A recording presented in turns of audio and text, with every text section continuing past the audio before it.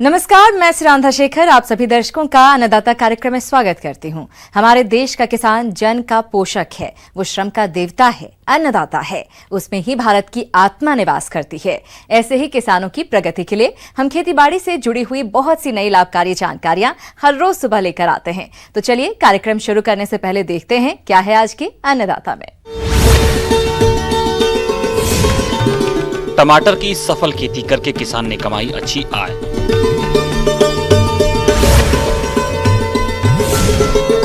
कटहल के बागों से अधिक उपज के लिए जरूरी सुझाव।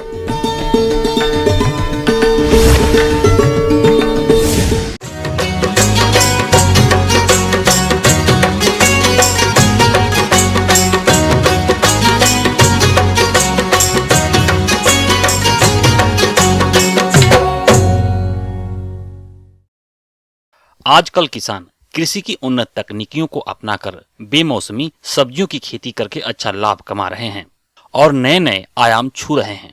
जी हाँ, आज हम आपकी मुलाकात करवा रहे हैं प्रगतिशील किसान नरेंद्र कुमार से। इन्होंने टमाटर की जैविक तरीके से खेती करके अच्छी आय कमाई है। तो किस प्रकार से की इन्होंने टमाटर की जैविक खेती, आइए जानते हैं खुद उन्हीं से।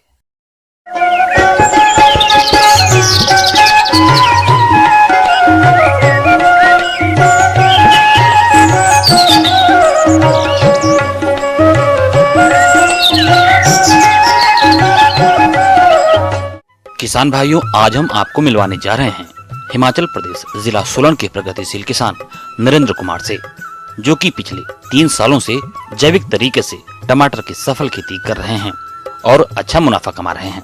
तो आइए जानते हैं इनकी सफलता का राज खुद इन्हीं से। मैं प्राकृतिक खेती 2018 से कर रहा हूं और इसका परीक्षण हमने पालमपुर में सुभाष पालेकर जी से लिया था। मैंने ये खेती 2018 से शुरू कर दी और लगभग अब मेरे को इस खेती को करते करते 3 साल हो चुके हैं। तो 3 साल में हमने पाया कि जो प्राकृतिक खेती है इसके द्वारा जो प्रोडक्ट या जो हम खेती तैयार करते हैं उसमें शून्य लागत, उसमें हमारा खर्चा शून्य के बराबर आता है। और जो हम पहले जैविक खेती करते थे उसमें हमारा खर्चा अधिक आता था। स्प्रे का खर्चा ज़्यादा आता था, हर दवाइयों का खर्चा ज़्यादा आता था और खाद का खर्चा ज़्यादा आता था। इसमें किसी प्रकार का कोई खर्चा नहीं आता है। जब हम सबसे पहले खेत को तैयार करते हैं, खेत को सबसे पहले जोताई करते हैं, उसके बाद जोताई करने के बाद हम खेत में आच्छेदन कर देते हैं। 5 या 10 दिन बाद फिर उसको उसी में मिला देते हैं। खेत में उस आच्छेदन को उसी में मिला देते हैं। जिस खेत में हम खड़े हैं इसमें मैंने 1500 बूटा टमाटर का लगाया है और इसमें हमारी मिक्स क्रॉप लगाते हैं हम। मैंने टमाटर और मूली इसमें मिक्स लगाई है। और हमने फिर जब खेत को तैयार किया तो इसमें हमने 80 किलो घन जीवामृत डाला और घन जीवामृत को डालने के बाद फिर हमने 2.5 फुट की लाइनें लगाई और 2.5 फुट की लाइनें लगा के उसमें टमाटर के पौधों को लगा दिया। टमाटर के पौधों को लगाने के बाद हमने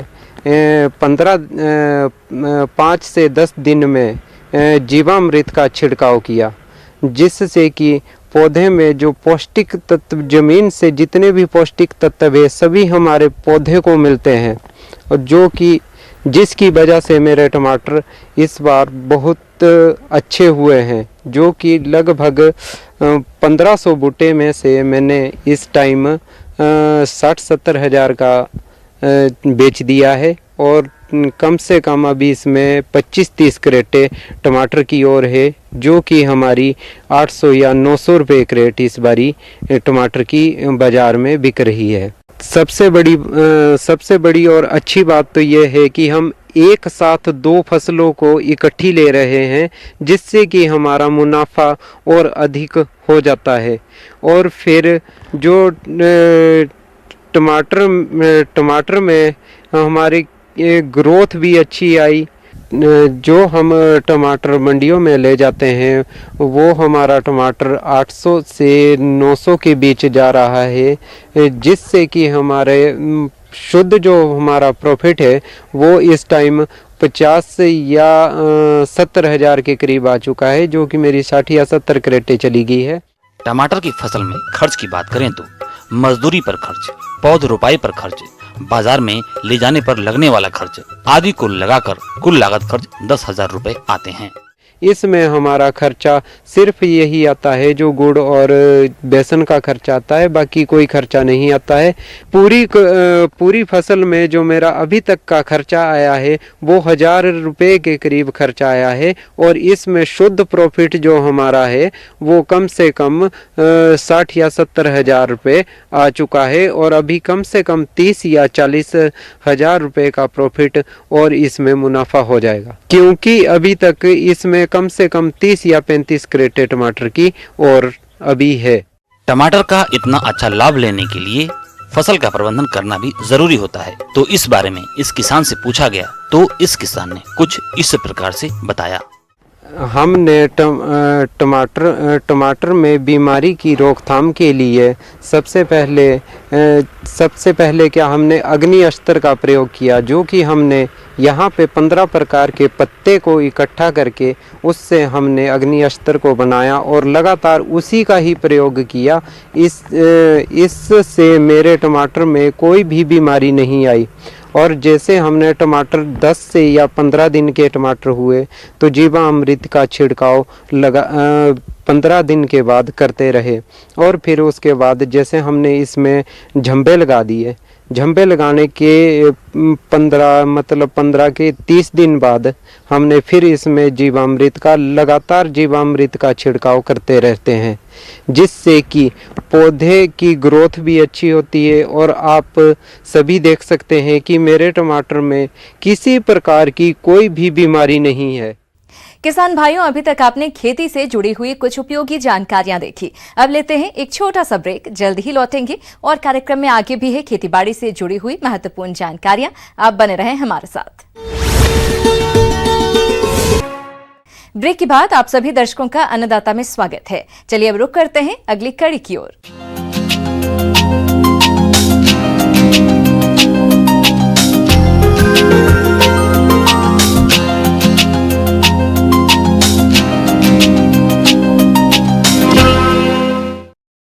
कटहल को सब्जी और फल में प्रयोग किया जाता है। जो किसान कटहल की बागवानी किए हैं उनके लिए बाग में किए जाने वाले कार्यों की तकनीकी जानकारी होना जरूरी है, तभी उन्हें बाग से अधिक फलत मिलेगी। तो इस समय कटहल के बाग में कौन कौन से कार्य करें, आइए जानते हैं डॉक्टर प्रतिभा से।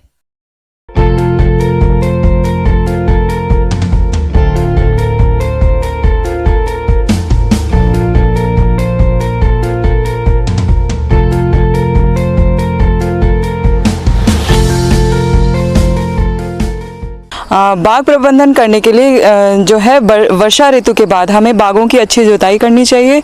जो बाग में खरपतवार हो रही है उसको निराकरण करना चाहिए, और साथ ही पेड़ों के प्रत्येक थाले पे पेड़ों की सफाई करनी चाहिए, थाले की सफाई करनी चाहिए।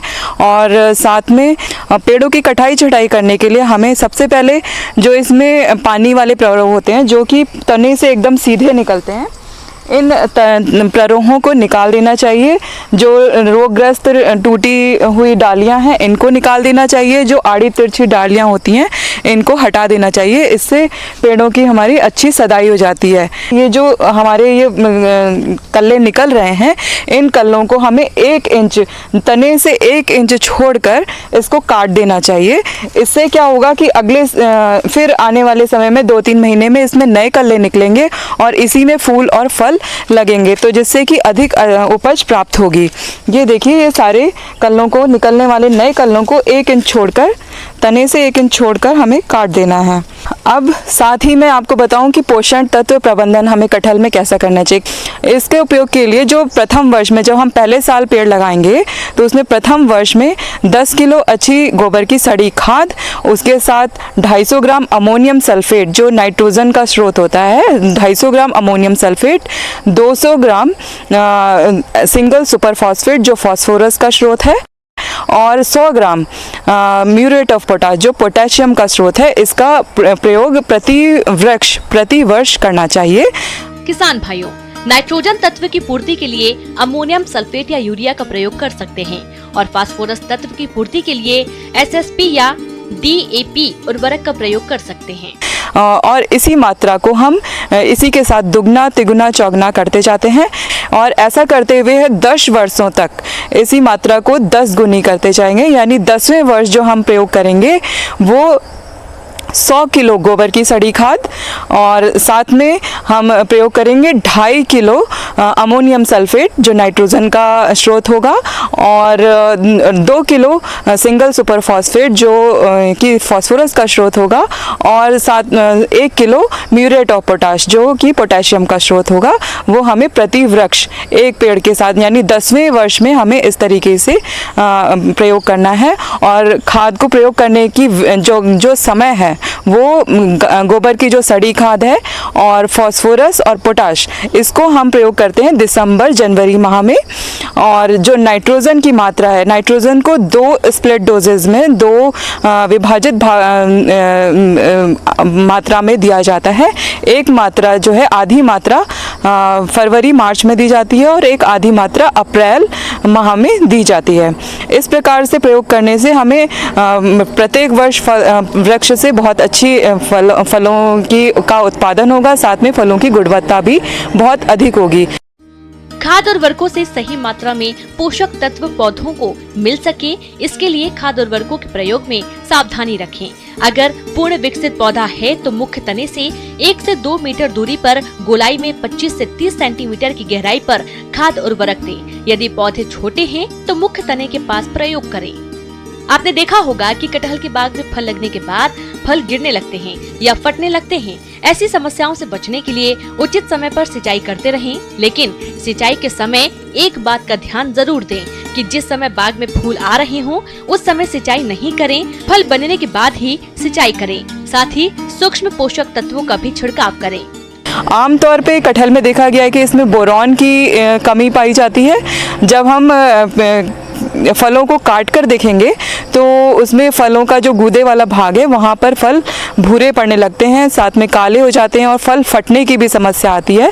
इस समस्या को दूर करने के लिए हम पेड़ों में 0.6 से लेकर 0.8% का पानी के साथ घोल बनाकर बोरैक्स का पर्णीय छिड़काव किया जाता है। ये छिड़काव हमें फरवरी मार्च में जब फल बनने शुरू हो जाते हैं उस टाइम पे करना है और दूसरा छिड़काव उसके 20 से 25 दिन के बाद करना है। ये हम 2 से 3 छिड़काव फल बनने के टाइम पे करेंगे तो इससे बोरॉन की कमी दूर हो सकती है। आगे और भी है खेतीबाड़ी से जुड़ी हुई बहुत सी रोचक जानकारियां, पर यहाँ पर रुकेंगे एक और ब्रेक के लिए। जल्द हाजिर होते हैं। ब्रेक के बाद एक बार फिर से आप सभी दर्शकों का अन्नदाता कार्यक्रम में बहुत बहुत स्वागत है। बढ़ते हैं अगली प्रस्तुति की ओर।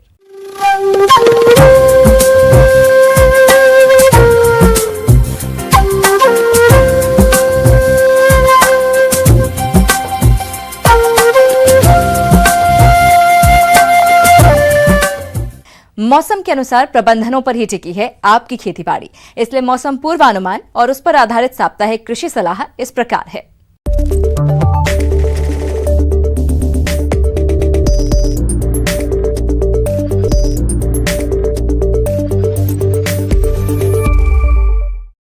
ग्रामीण कृषि मौसम सेवा भारत मौसम विज्ञान विभाग सेवर भरतपुर द्वारा भेजे गए मौसम पूर्वानुमान रिपोर्ट के आधार पर इन क्षेत्रों में अगले सप्ताह में बादल छाए रहने की तथा हल्की वर्षा की संभावना है। अधिकतम तापमान 22 से 25 डिग्री सेल्सियस और न्यूनतम तापमान 12 से 14 डिग्री सेल्सियस रहने की संभावना है। अगले 5 दिनों के दौरान 4 से 10 किलोमीटर प्रति घंटे की गति से हवाएं चलने की संभावना है। कोरोना के गंभीर फैलाव को देखते हुए किसान भाई कृषि कार्य को करते समय कोरोना वायरस के लिए जारी सरकार की सलाह का सख्ती से पालन करें और स्वयं की उचित देखभाल, व्यक्तिगत स्वच्छता, मास्क का उपयोग, साबुन से उचित अंतराल पर हाथ धोने तथा एक दूसरे से सामाजिक दूरी बनाए रखने पर विशेष ध्यान दें। सरसों की फसल में रतुआ रोग में पौधों की पत्तियों की निचली सतह पर 1-2 मिलीमीटर व्यास के स्वच्छ व सफेद रंग के छोटे छोटे फफोले बनते हैं। किसान भाइयों को ऐसे सफेद फफोले दिखाई दे तो किसान भाई रेडोमिल MZ फफूंदीनाशक को 2 किलोग्राम प्रति लीटर पानी की दर से घोलकर छिड़काव करें। तना गलन से ग्रसित सरसों के पौधों को नष्ट कर दें। गेहूं की फसल में चौड़ी पत्ती के खरपतवारों की रोकथाम हेतु मिट सल्फ्यूरान मिथाइल 4 ग्राम सक्रिय तत्व प्रति हेक्टेयर की दर से 500 लीटर पानी में घोलकर छिड़काव करें, अथवा घास कुल एवं चौड़ी पत्ती के खरपतवारों की रोकथाम के लिए सल्फोसल्फ्यूरान 25 ग्राम सक्रिय तत्व प्रति हेक्टेयर की दर से 250 से 300 लीटर पानी में घोलकर छिड़काव करें। आलू की फसल में अगेती झुलसा रोग के लिए 2 ग्राम मैंकोजेब को 1 लीटर पानी में घोलकर छिड़काव करें। जानवरों को रात के दौरान खुले में न रखें। रात में खिड़कियों और दरवाजों पर जूट के बोरे के पर्दे लगाएं और दिन के दौरान धूप में पर्दे हटा दें।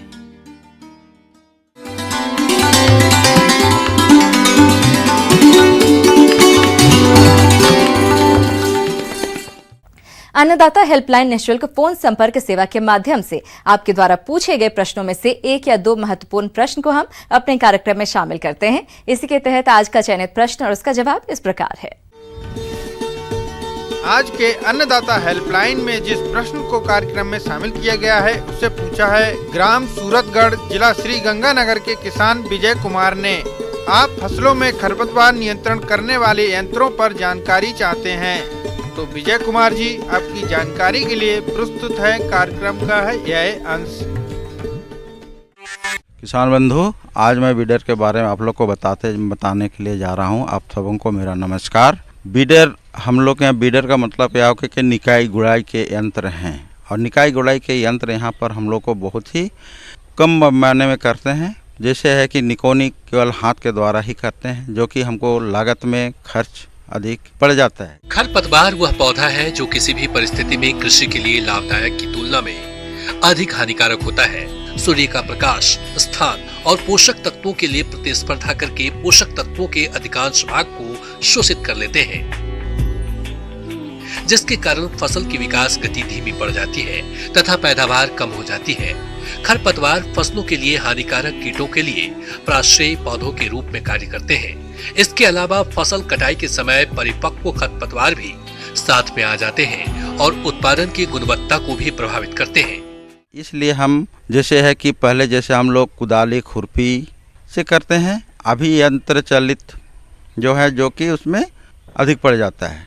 हम लोग अगर खेत की जुताई अच्छी तरह से कर लेते हैं तो हम लोग को निकाई गुड़ाई करने में यांत्रिक के द्वारा कम पड़ जाएगा। लेकिन जब हम देखते हैं कि आज के युग में, आधुनिक युग में कृषि यंत्रों का, आधुनिक कृषि यंत्रों का उपकरण का या करके हम अगर निकाई गुड़ाई का काम करें तो हमको खर्च में कम पड़ेगी और समय पे हम सब कुछ को ले सकते हैं। इसीलिए जैसे एक हुआ मनुष्य द्वारा, दूसरा होता है आप ट्रैक्टर के द्वारा या शक्ति इंजन के द्वारा शक्ति चलित द्वारा करते हैं, जो कि बीडर का उपयोग किया जा सकता है। मनुष्य के द्वारा जैसे हम करते हैं कि खुरपी हुआ, कुदाल हुआ, इसके द्वारा करते हैं। लेकिन उसके बनिस्पत में अगर हम यंत्र चालित जैसे ट्रैक्टर के द्वारा हम करते हैं तो ट्रैक्टर के द्वारा जैसे करने के लिए हमको जो यंत्र है उस यंत्र को अगर करें तो हमको कम खर्च लगेगी और घास की निकोनी करने में लागत जो खर्च पड़ती है निकोनी में वो कम पड़ जाएगी। इसीलिए हम बीडर का उपयोग करें। जैसे है कि एक कोनो बीडर जैसे धान का खेत में हम करते हैं, कोनो बीडर धान का खेत के उपयोग करते हैं। टाण ज़मीन के लिए हम व्हील हो का प्रयोग करेंगे। व्हील हो के द्वारा अगर हम खेती करें, जैसे हुआ आपका मूंगफली हुआ, चना हुआ, गेहूं हुआ, इसको अगर हम करते हैं तो हमको व्हील हो के द्वारा करता है। व्हील हो में एक हैंडल लगा होता है, 2 पुली छोटे छोटे लगते हैं और उसमें ब्लेड लगा हुआ रहता है, जिसके द्वारा हम आगे अगर बढ़ाते जाते हैं तो वो खुदरते हुए जाती है, जिससे हमको निकोनी यानी खुरपी और कुदाल के बनिस्पत हमको आसी हो जाए। पावर वीडर आमतौर पर छोटी मशीनें होती हैं जो पूरी तरह से खरपतवार को हटाने के लिए उपयोग की जाती है। इन मशीनों को आसानी से इस्तेमाल किया जा सकता है, यहाँ तक कि इनके सुरक्षित संचालन के लिए किसी भी प्रकार के पूर्व प्रशिक्षण की आवश्यकता नहीं होती। यह वीडर इंजन, फ्रेम, ब्लेड्स तथा सहायक पहिए का मिश्रण होता है। ये आमतौर पर 2 छोटे स्ट्रोक इंजन द्वारा संचालित होता है। इंजन का उपयोग वीडर के सामने लगे हुए ब्लेडों को घुमाने के लिए किया जाता है। वीडर में इंजन को स्टार्ट करने के लिए रिकॉर्ड स्टार्टर लगा होता है। इंजन चालू होने के बाद मशीन को कोई व्यक्ति धकेल कर आगे बढ़ाता है। अधिकांशतः इंजन शक्ति का उपयोग केवल ब्लेड को घुमाने के लिए ही किया जाता है। व्हील हो टार जमीन के लिए हुआ, लेकिन अगर ट्रैक्टर के द्वारा हम उसको करते हैं तो हम उसके द्वारा ट्रैक्टर चलित कल्टीवेटर के द्वारा भी हम कर सकते हैं। दूसरा है कि एक डक करके बोलते हैं, पैक टाइप, उसके द्वारा हम करें, जो कि हम कतारबद्ध में जो भी लगाते हैं उनको लिए बहुत ही सुंदर है। गेहूं के लिए अगर कतार लाइनबद्ध करते हैं तो हम व्हीलो का प्रयोग उसमें करें। व्हीलो चलाने के लिए हमको मैनुअल ही करना पड़ेगा, क्योंकि उसमें अगर जब तक गेहूं हो जाती तब तक हम उसको नहीं ले पाते हैं। इसलिए मकई में अधिकतर हम बोलना चाहते हैं कि मकई के लिए हम बीडर को चलाएं, जो ट्रैक्टर चालित हो उसके द्वारा करें, या पावर टिलर हो तो पावर टिलर के द्वारा भी हमको उस यंत्र को यूज करते हुए चलाएं, ताकि हमको निकौनी में जो खर्च पड़ती है वो कम हो जाएगी और उत्पादन में हमको वृद्धि अधिक मिलेगी।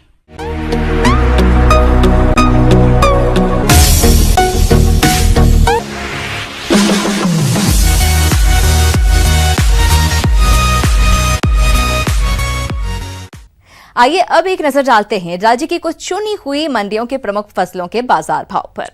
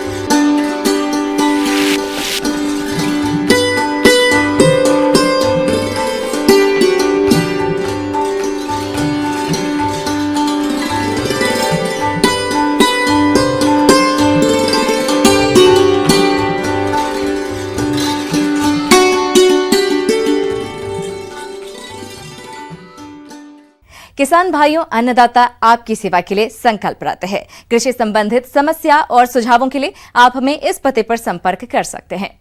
प्रोड्यूसर अन्नदाता, news 18 Rajasthan, Ramoji film city, Hyderabad 501512।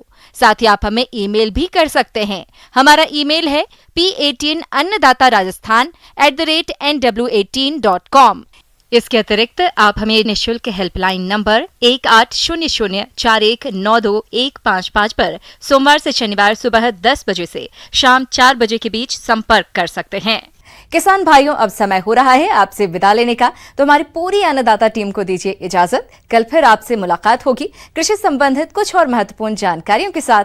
नमस्कार।